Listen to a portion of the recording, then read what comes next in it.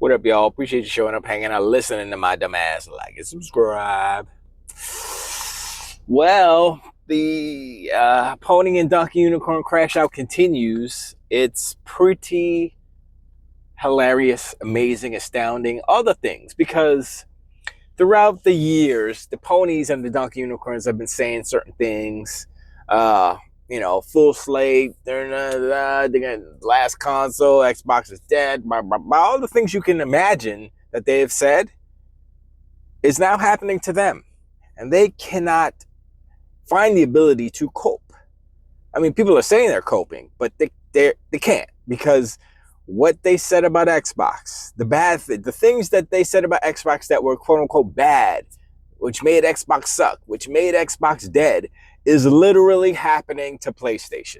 Literally. Now they're saying, oh, it's not the same. And they're having these little caveats. Oh, it's different because it's going to be delayed. But yeah, y'all are just denial. Y'all are in denial like crazy. And denial's a river. And but no, look.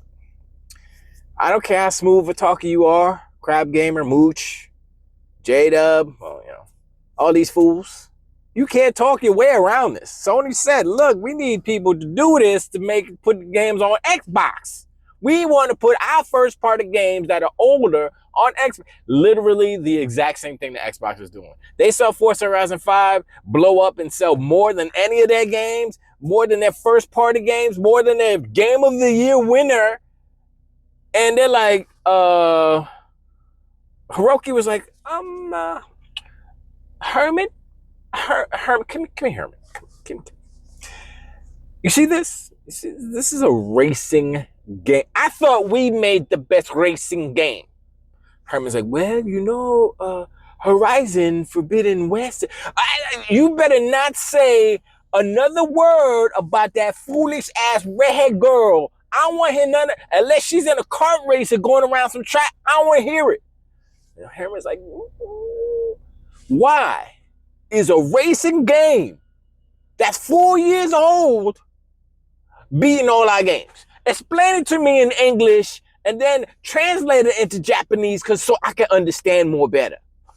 And he couldn't. There's a clip out there. Somebody put a clip where it's the first Iron Man and what's his name? I forgot his name. He says, Tony Stark was able to build this in a cave with a box of scraps. Talking to the Christmas story boy, who's a grown ass man now.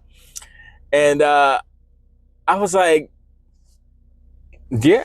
It's not exactly the same, but you get it, right? You get the thing where they take a 4-year-old game that nobody was caring about, right? Obviously, it proves the quality of the game. And like I said, Playground is probably one of Microsoft's best studios, Xbox's best studios, because they have a group of really good studios. Like Ninja Theory, as much as their games aren't like super popular, their craft is untouchable. So they're on that list. You got Playground, Ninja Theory, of course, Coalition. We'll see what Halo Studios do. I think it's going to be hard because they're in a new engine. We'll see what they do with it. But I have faith in them because they made Halo Infinite. And that is an excellent game, but people are just whatever. They get the narrative sticks and blah, blah, blah. But you go play that game. That's probably one of the best Halo games. You know what I'm saying? Just look, that grapple. But you got them. You got, Turn 10 is, I still give Turn 10 credit because they are the authors of the engine upon which Forza Horizon lives. So if it wasn't for Turn 10, Forza Horizon wouldn't, and Playground, that wouldn't exist. So you got to give them props too. Look, Compulsion, they came up and from, what was it? The Shadow game? I forgot what it was called. That game to, what was the one with the faces? I can't remember the name of that game. We Have a Few to South of Midnight. They have progressively got better. So that's what you want to see. When you have a studio, you're like, oh, shoot, they're getting better. I expect their next game is going to be a AAA banger if they want to increase the scope, that is. But yeah, I'm buying the next game because South of Midnight was excellent. I hope they kind of continue that series, like have like a connected universe with that, because that's very interesting. We got long guys. Sorry. So we got that, and then we have who else? I mean, there's so many. Like, you got Doom, you got the whole Bethesda camp with all of their different studios, and they haven't put out Obsidian. That's another like freaking VIP. MVP. Excuse me.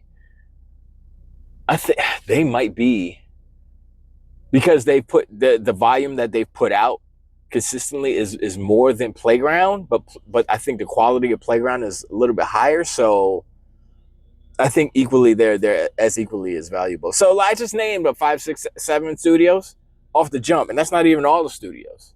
So, and then PlayStation has that, but a lot of the studios are doing double duty. Naughty Dog's doing double duty. They got 3 games in the Santa Monica, I think, is doing double duty. Well, San Diego just makes baseball. Who else? Sucker Punch. They're about to put out a game. I think they have another game in the. I don't even know. I don't think so, but I think I heard something. It's hard to tell.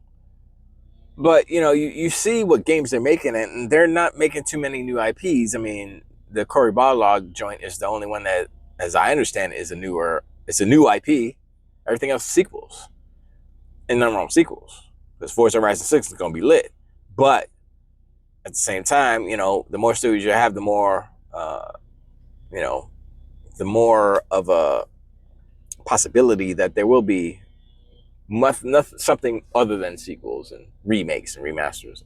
And that's, they're in that situation because of their financials, because of the market. The market conditions force them to do all these remakes, whatever. Anyway, I'm gonna keep this one short because these long guys are driving me crazy, and I'm sorry about the audio, but I appreciate. I catch you on next one. Let me know in the comments below what you think about the Fallout. You're looking at all the different ones. I wanted to wait a couple of days. It's probably gonna be all week full of Fallouts. Nib, all these knuckleheads. I talked about Reforge crying about something else that had nothing to do with. It's part of his Fallout. He's kind of diverting and trying to make it about him, which it isn't.